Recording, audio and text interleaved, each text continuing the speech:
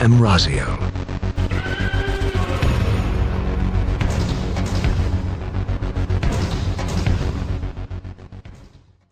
What's up, you beautiful bastards? Raziel here again. And instead of doing just a normal Alpha 2 Ashes of Creation review video, which was the original intention, I decided to do something a little different and answer a question that's been asked over the last 2 decades, which is Ashes of Creation going to be the next WoW killer?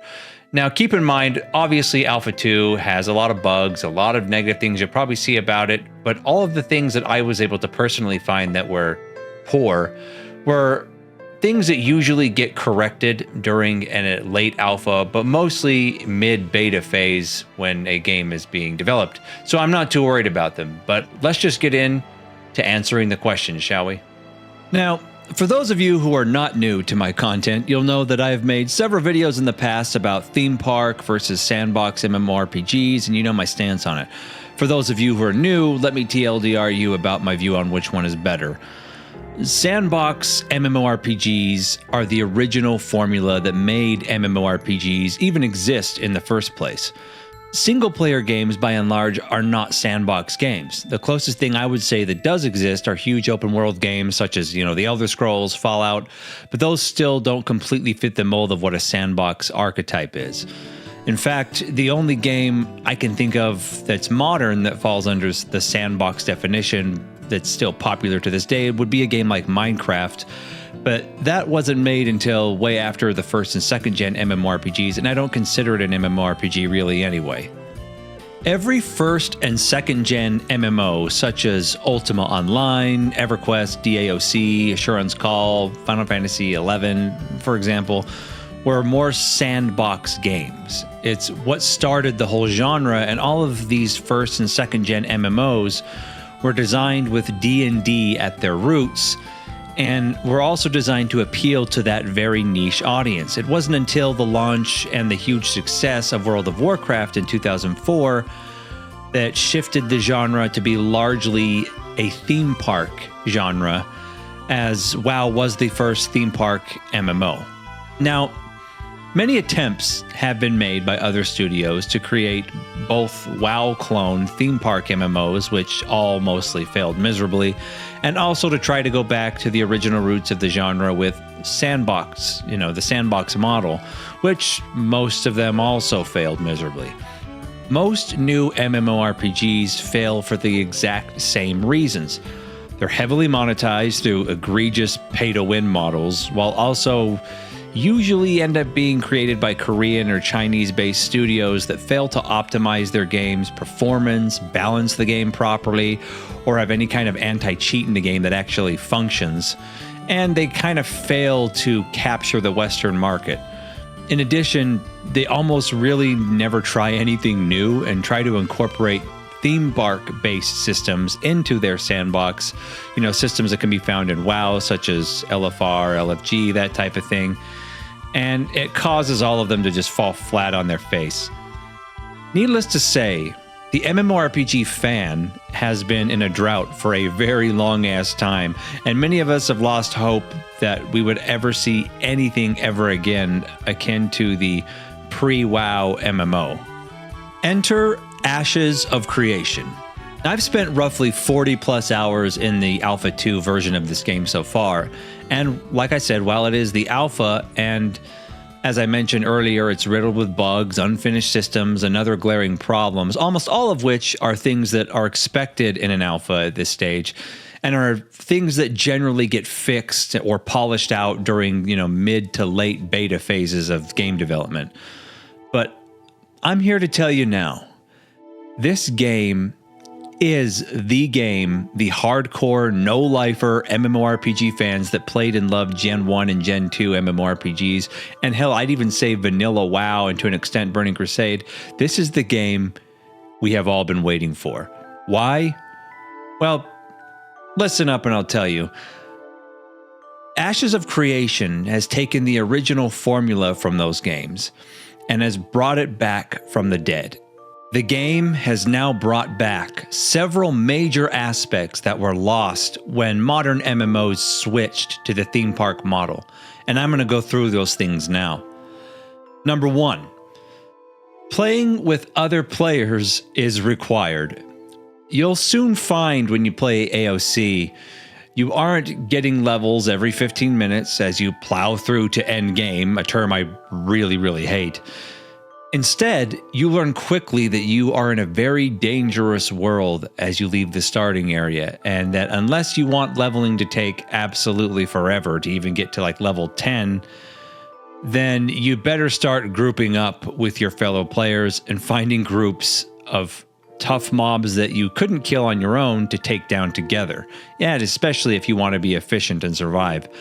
The Trinity is back in full force, and no archetype will be left in the dust, as the most efficient groups bring every class, as each one contributes something unique to the group, including the long-lost support role.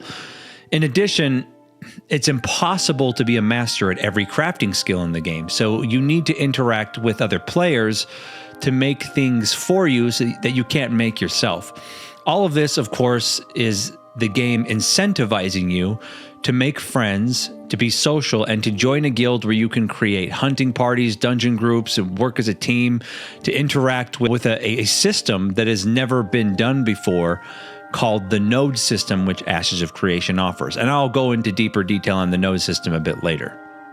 Number 2, the world has no instances, thus cutting out it being a theme park. Everything is open and seamless, including dungeons and raid zones, world boss areas. So the more people you get together, the merrier. The world is also layerless, which means character and guild server reputations are going to be once again a thing, something we haven't seen for a very long time. No longer will you just zone in and out of layers of your server and never see the same person twice. Now you'll consistently run into the same players of your server, and you'll start to build a reputation with them of who you are as a player. Are you a helpful, Boy Scout, minus the molestation, of course? That's really fucked up. Or are you to be feared as one of the server's most deadly and ass-holyish PvP players? Which brings me to my next point, PvP. Ashes of Creation has a system of always-on, constant, free open-world PvP. Now, before all the Care Bears run screaming away from this game, let me explain. PvP is disabled before level 5, and you can't PvP in safe zones such as cities and towns. Everywhere else, though, your ass is free game, but you shouldn't expect to be ganked every 10 seconds like it's Stranglethorn Vale in 2005. Why? Well, killing random players or stealing the loot dead players drop, whether you're the one who killed the player or not, is heavily weighted against you. It's very risky in this game. Once you kill another player or steal any loot from someone else's body, you get corrupted. The more stacks of corruption you have, the less damage you deal and the more damage you take. Also, the more corruption stacks you have, the more experience and items you will lose when you do eventually get killed. In addition, if a non-corrupted player attacks one that is corrupted and kills that player, the player that killed them does not get corruption. It's kind of like a bounty system. Ganking in Ashes of Creation is high-risk, low-reward action, and in my entire 40-odd plus hours of playing the game, I got ganked once. The main focus of PvP in Ashes of Creation again ties into the node system we mentioned before and the wars between guilds that will inevitably happen. Now, the fourth point. Now that we have mentioned the node system twice, it's time to go into a little more detail about it. The node system is the most unique and new system in AOC that has never been done before in an MMO, and it's what is essentially the heartbeat of this game. Throughout the land of Vera, where the game takes place, there are a ton of nodes that contain a town or a city in them, and players can become a citizen of any node they wish. Each node will have a mayor, and every citizen can donate materials to stock up their node's resources, which the mayor can then use to level up, along with how high of a tax rate they set for the node, and build more powerful strongholds. Now, whichever guild the mayor belongs to will own that node, and as you can probably tell, The servers will all be full of guilds which want control of as much of the world as possible. What does this mean? It means there's going to be fights, betrayals, and all other kinds of Game of Thrones level shit just going on in this living, breathing world that never sleeps. And guilds will try to take control of other people's territories. They'll bargain with other guilds to keep land, to, you know, maybe you belong to a guild where you enter a node that you're at war with, and they'll just kill you on sight. Things like that. Participation in your own node in which you have declared your citizenship will be very important, because you'll want to support the node that has, you know, the journeyman crafting tables and buildings that you want that actually benefit your character. You can vote for the mayor as well, and you have a say in, you know, who gets control, much like in real life. I myself have not fully delved deeply into the node system yet, as my focus has been on leveling and trying, you know, out the base classes, but the system will be the unique change that no other MMORPG has tried before, and it's going to be an absolute genre changer if it works properly. All right, point 5. The age of raid logging and daily quests and the seasonal model that most MMORPGs have now is gone. There are no daily quests, there are no weekly raid lockouts, there is no time gating in the sense that all of us abused MMORPG players have been accustomed to. The Stockholm Syndrome can end. We are back to the OG formula of how much skill you develop and time you spend in the game determines how powerful you get, and how long or short it takes for you to obtain said power. This is the way MMORPGs were in the past, Gen 1 and Gen 2, and should be again. You won't just log in, get your dailies done because your lockout's just reset or whatever the hell, and then you log out because you're capped for the week. Instead, you'll just log in and just set out to do whatever you want to do to further improve your character, your guild. You can just talk and chill with your friends in the tavern, or, you know, master your top of the line ERP degeneracy skills. Oh my. Now on to point 6. Pay to win does not exist in this game. There will be absolutely no RMT in AOC that translates to any kind of power in the game. Enough said. Now, I could go on with many more things that have been resurrected from the dead from the Gen 1 and Gen 2 MMOs, but I think there's something else that a lot of people want to know about that trumps almost everything on this list, and it needs to be addressed: the combat. Now, I don't care how many revolutionary systems or ideas you have implemented into your game. If the combat sucks, your game is dead in the water. And let me tell you something. The combat in Ashes of Creation does not suck. In fact, it's quite the opposite. It's extremely fun, reactive, and engaging. Steven and his team at Intrepid have done an outstanding job with the combat flow, the animations, the responsiveness, with their idea of melding about 80% tab target and about 20% action base together. I didn't think it would be possible for a hybrid system such as this to really work, as I myself am a tab target purist. But they managed to do it, and we are just in Alpha 2. It's only going to get better from here. AOC's combat, the closest way I can describe it is akin to WoW's in how it feels and how responsive it is and how the server tick works, though it has way better animations overall. I couldn't be more pleased with what I'm playing right now. Now, having said all of this, it all points to the main thing that AOC and the sandbox games of the past have that modern theme park MMOs don't have. A world where the players and the world itself are the protagonists and antagonists. The players are the shapers of not only their own destiny, but the fate of the world they live in and have an impact on how things go. With the node system and, of course, the resulting guild feuds and wars, and the open world dungeons and open world raids and the massive, events that will take place, the players themselves shape how the world progresses, or in some cases probably regresses. No two servers will be identical in what state they're in. You won't be some champion of Vera or god-slaying warrior of light that the whole story revolves around anymore. You know, constantly taking you out of the gameplay with cutscenes and other bullshit that break the immersion of the world as you watch the real hero NPC characters take all the credit for your actions. The lore will all be discoverable in-game and also created by you, the player, instead of predetermined by some developer that wants to keep you on rails. I mean, if you think about it, me anyway, if I think back to all the best times in Gen 1, Gen 2 MMORPGs, and even early WoW, it wasn't the storylines or, you know, the bosses that were killed in those games that I remember most. It was more so the infamous or famous player characters that in some games are still famous today and haven't played those games forever, of what they did or, you know, who they killed in terms of the PvP battles and their reputation on the server. I remember far more than any of the other actual developer-made details. Now, I say all of this with a few questions in mind, and the original question we started this video with. Will this game be for everyone? Will everyone enjoy this game that plays it? Will this finally be the WoW killer? And my answer is no. Not entirely no, it's a little more complex than that. It will kill WoW for a certain niche of people.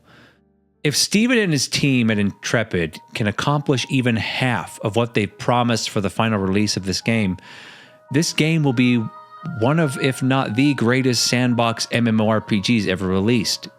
It takes the best from Gen 1 and Gen 2 MMOs and even adds more to it, mixing it in with, you know, more modern game engines and systems.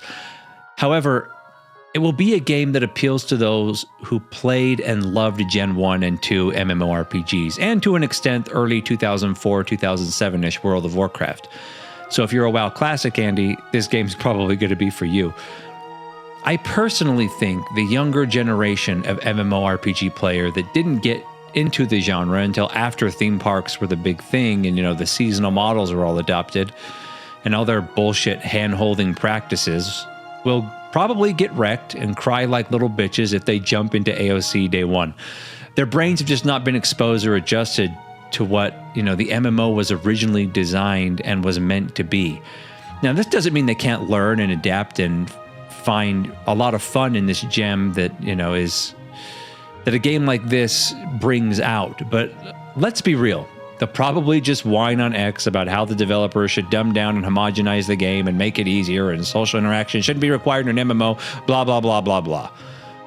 Which I believe Steven and his team will never cater to.